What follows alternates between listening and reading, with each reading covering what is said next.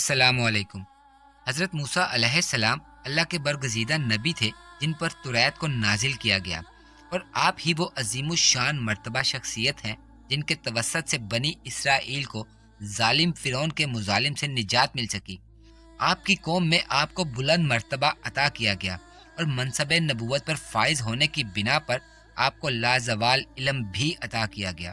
جب بھی آپ کی قوم کو کسی بھی معاملے میں کوئی بھی رہنمائی درکار ہوتی، وہ آپ کے پاس چلے آتے رہنمائی حاصل کرنے کے لیے۔ ایک مرتبہ ایسا واقعہ ہوا کہ آپ کی قوم آپ کے پاس محفل جمائے بیٹھی تھی کہ حضرت موسیٰ علیہ السلام سے ایک آدمی نے سوال پوچھ لیا، اے موسیٰ علیہ السلام، آپ بتائیں کہ اس وقت کون سب سے زیادہ علم رکھنے والا ہے؟ حضرت موسیٰ علیہ السلام نے جواب دیا، میں اللہ کا رسول ہوں اور دوسرے تمام لوگوں سے زیادہ علم رکھتا ہوں۔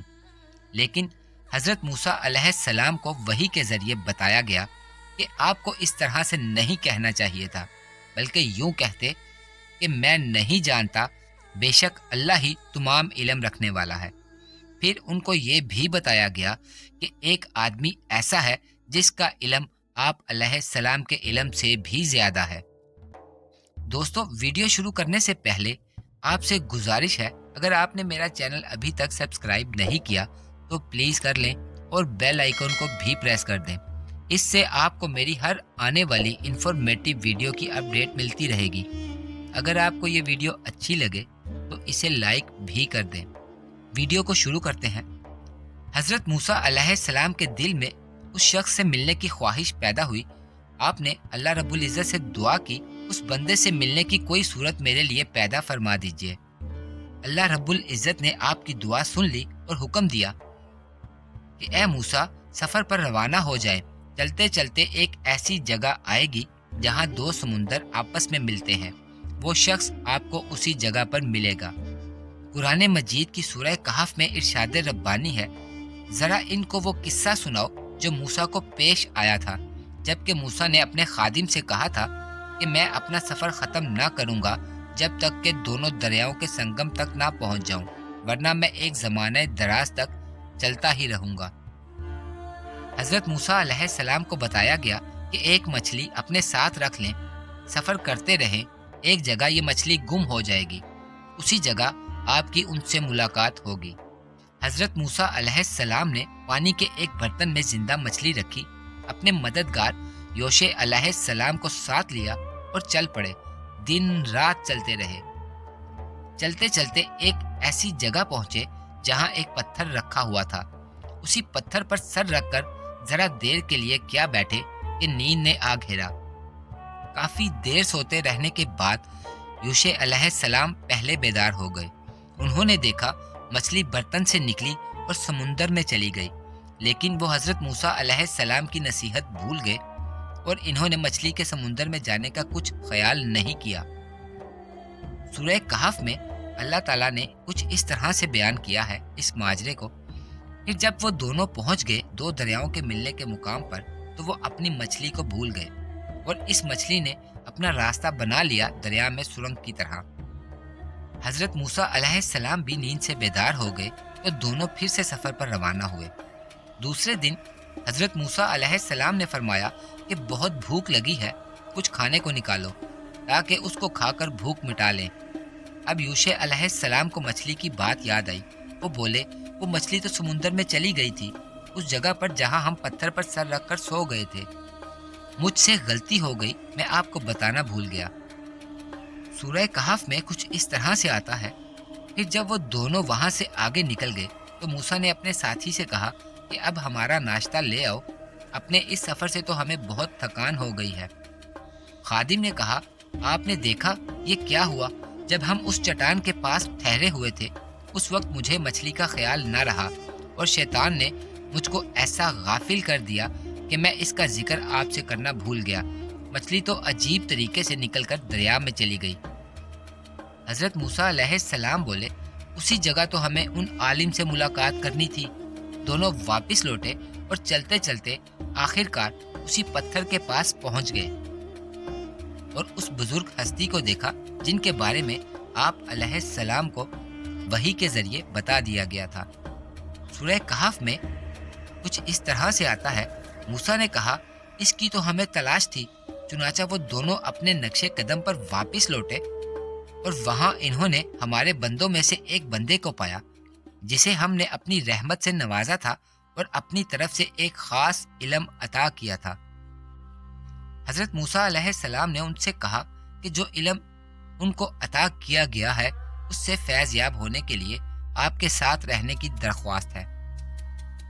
سورہ کہف میں آتا ہے، موسیٰ نے اس سے کہا کیا میں آپ کے ساتھ رہ سکتا ہوں تاکہ آپ مجھے بھی اس دانش کی تعلیم دیں جو آپ کو سکھائی گئی ہے۔ حضرت موسیٰ علیہ السلام کی اس خواہش پر ان بزرگ حضرت خضر علیہ السلام نے فرمایا، میں اپنی ذمہ داریوں کو ادا کرنے کے سلسلے میں کوئی بھی ایسا کام کروں جس کی منطق آپ کی سمجھ سے باہر ہو تو جب تک میں خود آپ کو نہ بتا دوں آپ مجھ سے سوال نہیں کریں گے، کیونکہ اگر آپ مجھ سے سوال کرتے رہے تو میرا اور آپ کا ساتھ نہیں رہ سکے گا۔ قرآن پاک میں کچھ اس طرح سے آتا ہے، سورہ کہف میں اس نے کہا میرے ساتھ رہ کر آپ ہرگز صبر نہیں کر سکیں گے، اور جس چیز کی آپ کو خبر نہ ہو آخر آپ اس پر صبر کر بھی کیسے سکتے ہیں؟ موسیٰ نے کہا انشاءاللہ آپ مجھے صابر پائیں گے اور میں کسی معاملے میں آپ کی نافرمانی نہیں کروں گا۔ اس نے کہا اچھا اگر آپ میرے ساتھ چلتے ہیں تو مجھ سے کوئی بات نہ پوچھیں جب تک کہ میں خود اس کا آپ سے ذکر نہ کروں۔ حضرت موسیٰ علیہ السلام نے خاموش رہنے کی حامی بھری اور وہ دونوں چل پڑے اور سمندر کے کنارے پہنچ گئے۔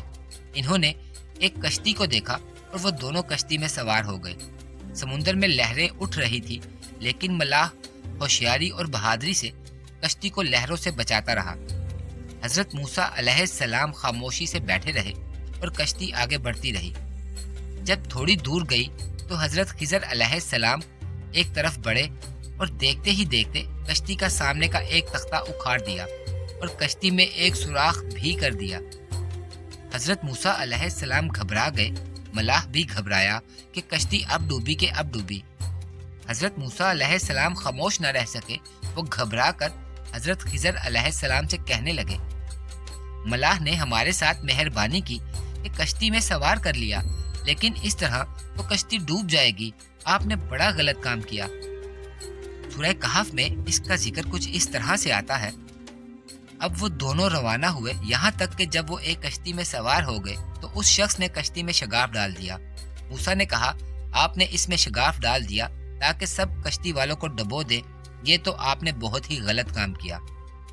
حضرت خضر علیہ السلام نے فرمایا شرط یہ طے ہوئی تھی کہ آپ مجھ سے کوئی سوال نہیں کریں گے، اس لیے اگر اب آپ نے کوئی سوال پوچھا تو میرا اور آپ کا ساتھ ختم ہو جائے گا۔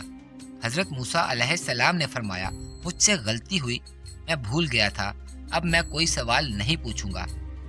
اور اس کا ذکر سورہ کہف میں کچھ اس طرح سے آتا ہے، اس نے کہا میں نے نہیں کہا تھا کہ آپ میرے ساتھ صبر نہیں کر سکیں گے۔ موسیٰ نے کہا بھول چوک پر مجھے نہ پکڑیے، میرے معاملے میں آپ ذرا سختی سے کام نہ لیں۔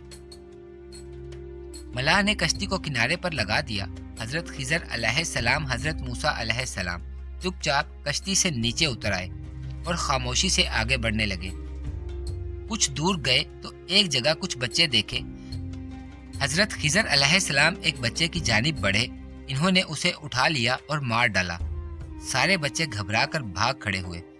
اب تو حضرت موسیٰ علیہ السلام خاموش نہ رہ سکے اور کہنے لگے آپ نے یہ کیا ظلم کیا، اس بچے کی جان کیوں لے لی؟ حضرت موسیٰ علیہ السلام جب خاموش ہوئے تو حضرت خضر علیہ السلام بولے آپ اپنا وعدہ بھول گئے، اس لیے اب آپ کا رستہ الگ اور میرا الگ۔ یہ سن کر حضرت موسیٰ علیہ السلام کو خیال آیا کہ ان کو خاموش رہنا چاہیے تھا۔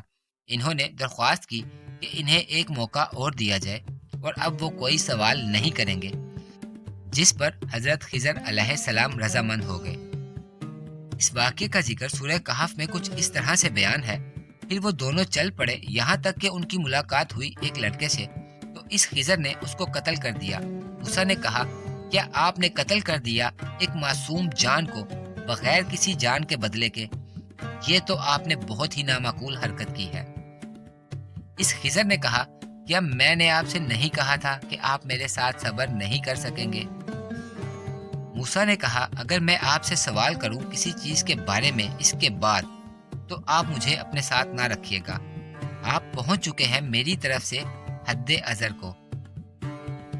حضرت موسیٰ علیہ السلام اب بالکل خاموش تھے، ساتھ چلے جا رہے تھے۔ چلتے چلتے اب وہ دونوں ایک بستی میں آ پہنچے۔ یہاں خوب رونق اور چہل پہل تھی، اچھے اچھے مکانات، با رونق بازار، کسی چیز کی کمی نظر نہیں آتی تھی۔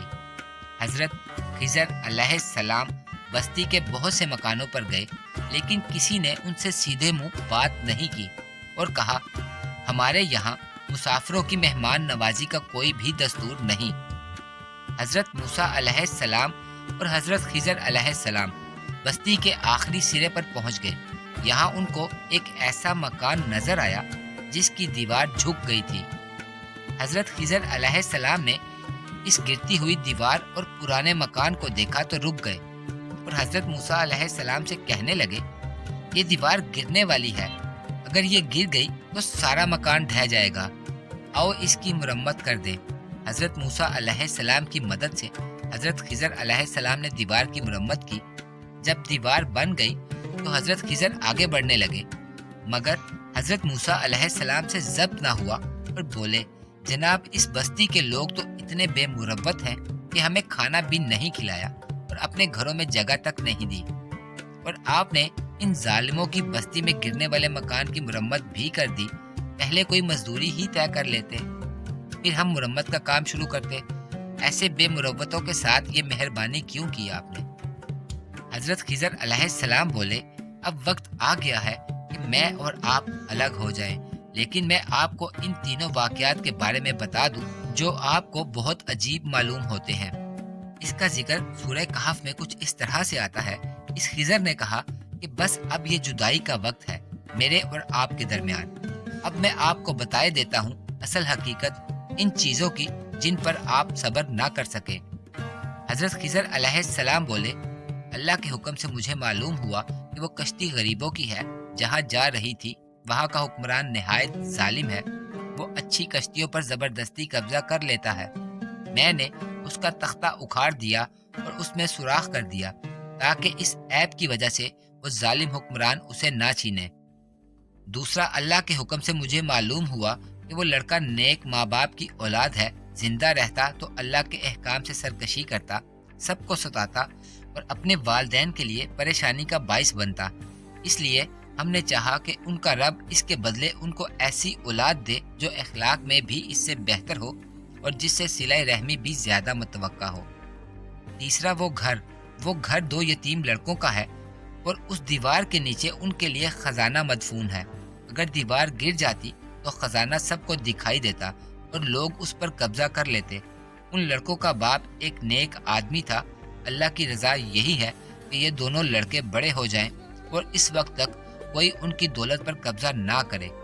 اسی لیے میں نے اللہ کے حکم سے دیوار تعمیر کر دی تاکہ ان کے خزانے پر کسی اور کی نظر نہ پڑے، اور یہ سب میں نے تمہارے رب کی رحمت کی بنا پر کیا ہے، میں نے کچھ بھی اپنے اختیار سے نہیں کیا۔ یہ ہے حقیقت ان باتوں کی جن پر تم صبر نہ کر سکے۔ یہ کہہ کر حضرت خضر علیہ السلام اپنے راستے پر چلے گئے اور حضرت موسیٰ علیہ السلام اپنے وطن واپس آ گئے۔